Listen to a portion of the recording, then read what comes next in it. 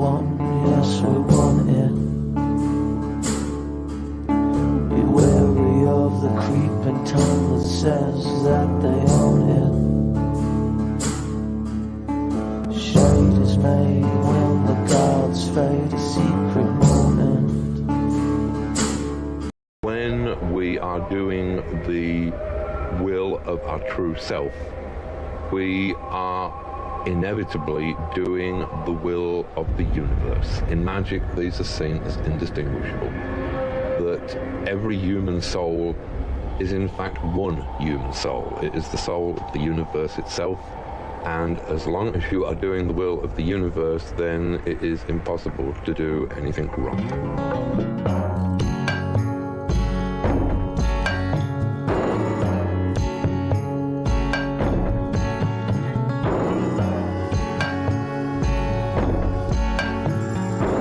There is this connection between everybody and his total environment.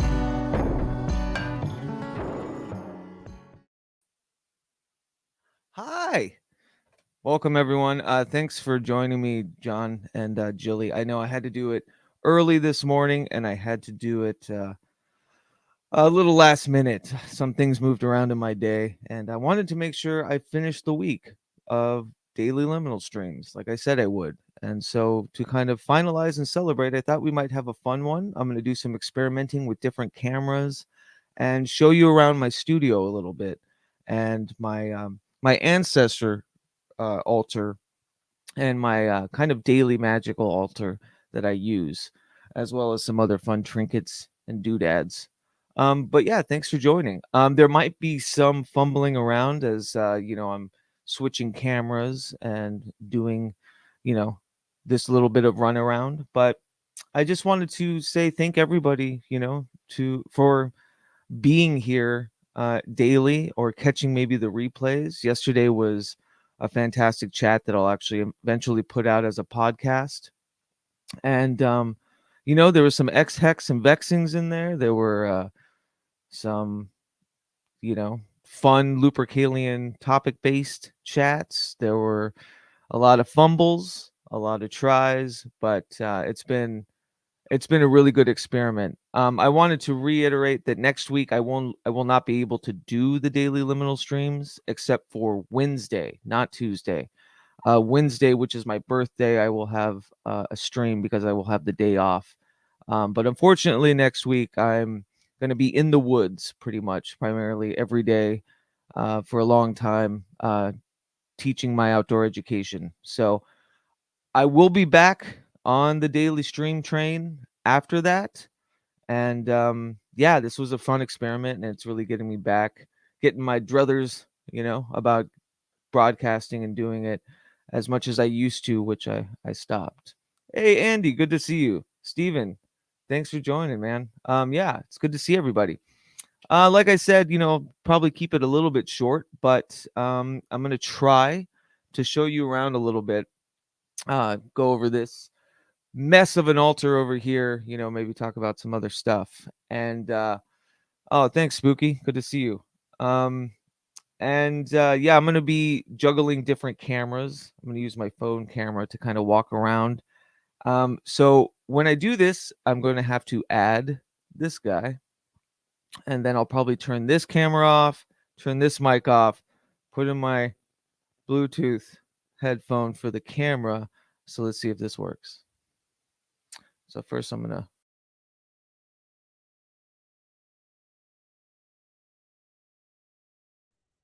Mike, let me know if you can hear me in the comments. I can see that my mic is working.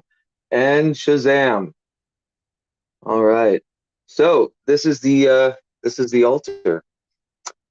Now this mask actually, some comic book fans might notice that it's actually a Court of Owls mask that I modified and constructed as kind of a persona for this character I was playing in a band that I used to have called Spare Spells. And I still use it. Owls are still a big part of me. It's a big DAKOTA kind of tethering. And so I still use this mask a lot. I think it's become a Dakota Slim staple. And this is Hubert. This is my taxidermy bat. say hello to Hubert. Got a ton of owl masks. These were used in various bands for different people. I'm just a huge fan of masks. Oh, let me see if I can. Hopefully, it's not too fuzzy. Gonna have to be close here. But yeah, just a variety of different masks I've picked up kind of around the world. Um, and this wonderful piece of art is from Logan. Those of you might know Logan from my big project of getting land in northern New Mexico. And he's an amazing artist, and I've just always loved this piece. This is an ankh that Mary made for me while we were deep in the woods. And yeah, it's a perfect tether for all of the natural work that we do. And the big outside, dalliances that we have within nature. This is a portrait of me from this guy Jerem, who I met through Dr. Vanessa Sinclair, who's just fantastic. He didn't really know me. I was like, hey, yeah, I'd like a portrait. Should I send you anything? And he said, no. I will study you and I will create something. And I think he perfectly encapsulated. He's even got Halloween iconography in there, which is me and my partner's anniversary. So, yeah, pretty cool stuff. So, in the nitty gritty here, this is my bone Santa Muerte that I got in New Mexico many, many, many years ago. And since in using or utilizing Santa Muerte as a deity, a lot of them like to use different color idols, but I've always just used the bone ones and kind of adapted with different colored candles as a sort of daily praxis, and communion with the infinite and old holy Saint Death. I actually bought this one recently, this clear one. It's supposed to light up and change colors within, but the battery died. But I got this off Etsy. I thought it was really cool. Another thing to get around having to, purchase or find multiple Santa Muerte idols, because I'm not one to, go into a shop and buy one. I kind of have to stumble onto it, or it's got to be gifted to me, of that ilk. So yeah, I found this one. Thought it was fun.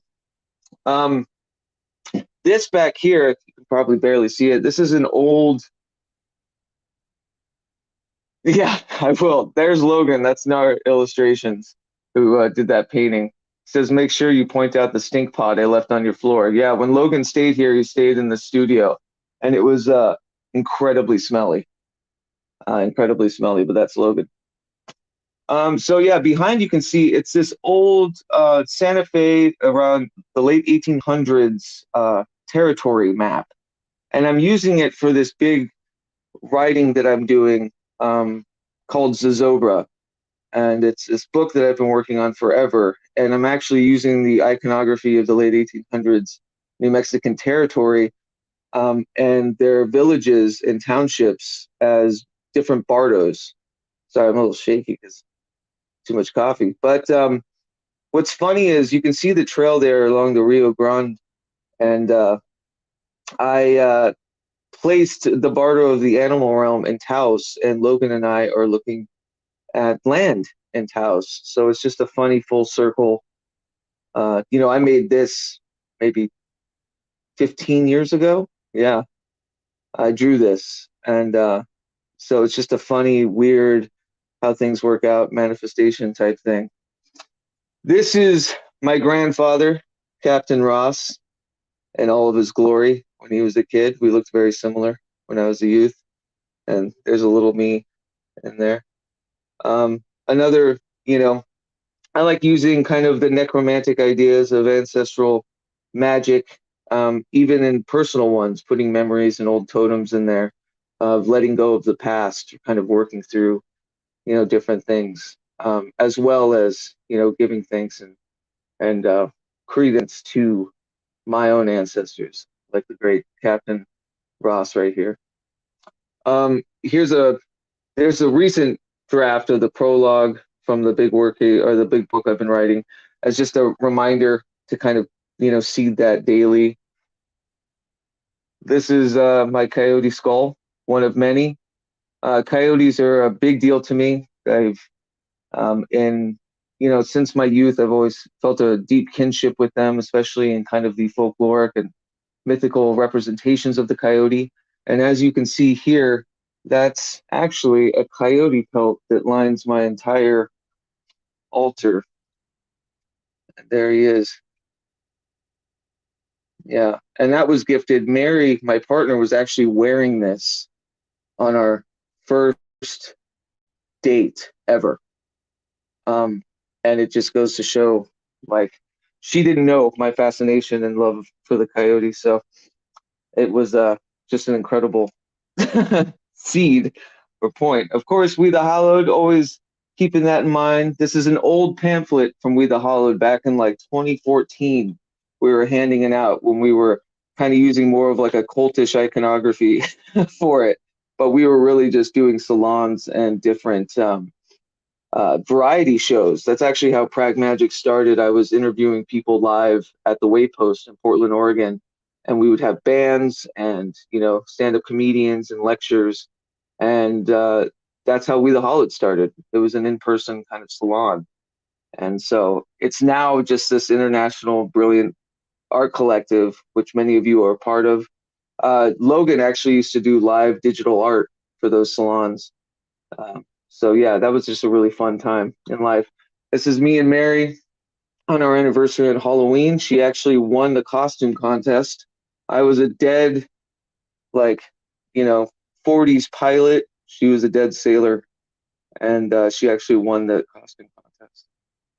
So, another big seed to Halloween and just death and Santa Muerte and all that. Let's see. Here is a jar of my own hair. Last time I shaved it off. That's some of it. But, another kind of letting go principle. I come to use a lot of, things that I shed as far as well, at least hair. I don't use nails and all that other stuff, but teeth even. I have yet to actually lose a tooth. I lost one, and they didn't let me keep it because they had to pull it out, but I was really pining to keep it. But yeah, so some fragments of the self are in there. The usual oils and fragrance, Florida water, all that good stuff. Some of you might remember this from as the cover of the Bardos, which is the last record I just released. This was made for me by an old dear friend named Devin Miller, and it's from 1919, and she did this beautiful gold pen. So that's the cover of the last record I put out that I'm going to wide release soon, which you can still grab a copy for before that. Just email me.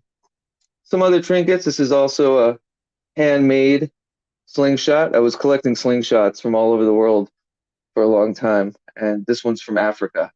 And it actually has my initials carved in it from my friend Devin, who made this for me. So, fun stuff. That's the award Mary won, and I thought it has remarkable resemblance to Santa Muerte, so it had to be here. Let's see. So this is kind of what it looks like on the outside. Got the old some kits. This was gifted to me from Logan by his friend. It's a beautiful bolo tie. Logan, you should put her information in the comments because it's made out of porcelain, I believe. It's just really beautiful handmade. My old busking suitcase. This was a pedalboard suitcase that turned into a drum for when I was busking. I actually used this in front of the Gordon White convention. Forget what it's called now, but where I actually met Nish in person. And instead of going into the convention, I just busked outside of it. Played a kind of a guitar and use this as a drum, and entertain people as they were going into their really expensive magical convention that I couldn't afford. It's kind of a form of like pleasant protest, I guess. This is a big talisman. This is Ectogasm. Ectogasm, my trusty sidekick or side jack, as it's a wood baritone side jack. Any Dakota Slim, any music that I've written in the past. Ooh, what year is it? Maybe 8 years, six to 8 years has been done on this guy. You can barely see it. Used to say Ectogasm right there. It's got my little spooky friend. One of my many sigils specifically for music and Ectogasm. And this past year or two, I commissioned this wonderful leather strap. It's got marigolds on it, black, and Revelator, which is the title I have for We the Hollowed. It's always been a tongue-in-cheek, more of like someone who revels and doesn't. It's not really like, being, saying things that are dispatched from the hands of God, but one who likes to revel too much, as kind of a Sicilian nickname, right? It means the worst. But yeah, it's this beautiful strap. From who's it from? Charlotte, from Roselit Bone. Wonderful and incredible band in Portland, Oregon. Charlotte does a lot of leather work. I think it's called Coward Heart Western Wear. And yeah, Charlotte's just an incredible writer and incredible leather person. Yeah, and this is kind of, where I've been recording recently, working on new stuff. I've been working pretty hard on trying to incorporate my analog kind of cassette beats with things. Is that even on?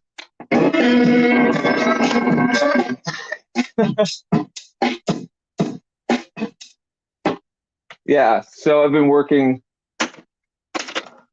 pretty hard on some beats and stuff, working with trying to incorporate cassette rhythms and stuff of samples that I've made onto this caliphone here, so I can busk with it live or play with some beats in an analog kind of format. But yeah, so I just thought we'd take this time. I thought I'd go over some of the fun stuff. This is what I've been using every day, my daily divergent magical praxis. Just a little workshop in this quite big studio space, which we're still figuring out. Funny enough, it's, we chose this to be the studio because it's the only carpeted place, and we wanted to lessen the sound more. But yeah, this is where I do, this divergent magical praxis, and I have my big stuff over here. Obviously, I need to get a better desk. It's a little Frankenstein right now, but this is where I've been working. This is what I've been doing all the things on, and I thought it would be fun today just to kind of give you a little bit of a tour. I'm gonna go back to the computer now. Let's see if this works.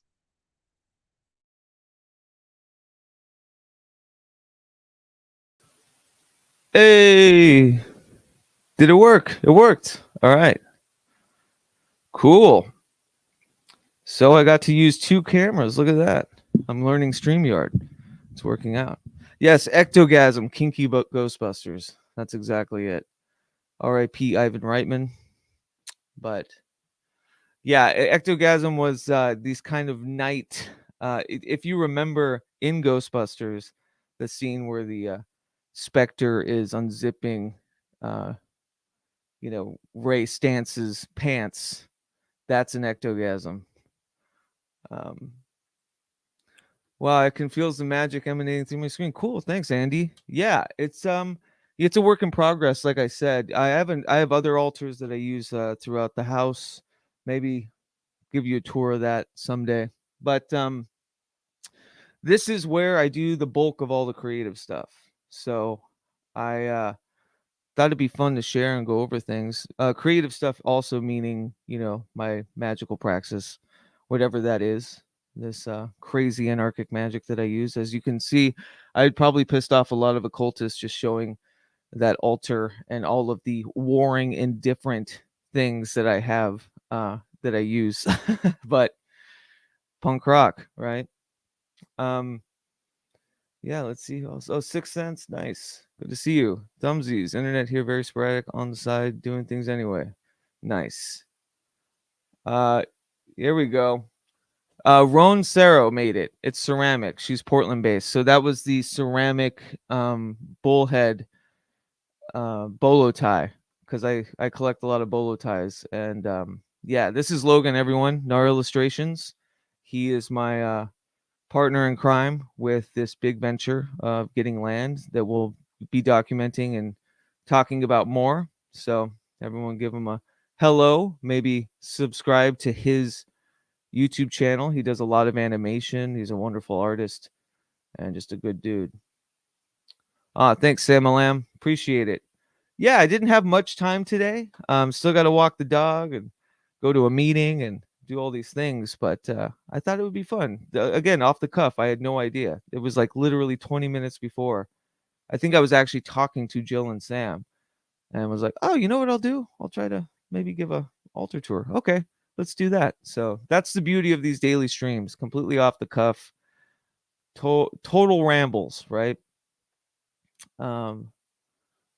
Whose class are you doing on Sunday? Michelle, sorry I missed that comment. Let me know if you catch that. Yeah, and Spooky's in a hurricane right now, across the pond. Andy, how's the hurricane treating you over there? I know that you are as well across the pond.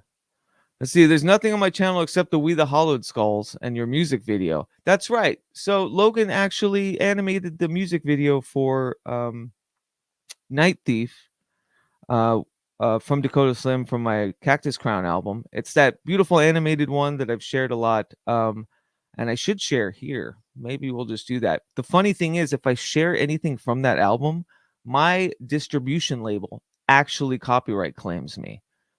It's weird. So they take a cut of it, but I still get the whatever junk change of that play. So maybe I'll show some of it later, but I should figure that out so I can post that on this channel too, because it's my favorite collaborative work I've done as far as music. He did the animation, I did the music, and it was really beautiful. Maybe I'll try to find that, play a little bit of it. See you too. Go to Slim Night Thief. Yep, there it is. Cool. Yeah, maybe we'll exit on this a little bit. And yeah, let's see. Andy says, I've not left the house, LOL, but it's terrific viewing from my castle window. Yeah. I don't know. Yeah, you know Spooky, Andy. Spooky just posted a video of kind of the aftermath of the hurricane damage, and it looked like it rustled some feathers as the biggest understatement of the century. Experience of precog with Jarman. Oh, and Abramson. Yeah. Very cool. I wish I had foresight to sign up for that. That should be a really cool class. Let's see. Resident Evil joke. Yeah, I don't think I'd get it. I haven't played video games seriously since I was in middle school, and I probably should get into it. Probably help ease some stress or get outside my head a little bit, but alas, I am forever entombed in this prison of the mind. Let's see. It's through Morbid Anatomy, and it's only $8. Nice. So there's Paxton Gate in both Portland and San Francisco, and I knew it in San Francisco. And they do a lot of really cool classes, like taxidermy classes and bug pinning classes. And they're they're brilliant. I don't know if anyone's in Portland or San Francisco, check out Paxton Gate and get yourself some rogue taxidermy stuff. But yeah, I think that's it for me. I've got to walk the pooch, but I thought maybe I'd share some of that video that Logan and I worked on. And if the distribution company copyright claims me, that's okay because I just kind of get the money anyway, I guess. So even though it's pittance, like it means nothing. Um, but anyways, thank you everybody for joining. I know it was a little rambly. Thanks for you know, um, just viewing some personal stuff of mine. I really appreciate everyone coming, and as always, you know what we say in We the Hollowed, that the only way to achieve true immortality is through art and ideas. And with that, haunt on.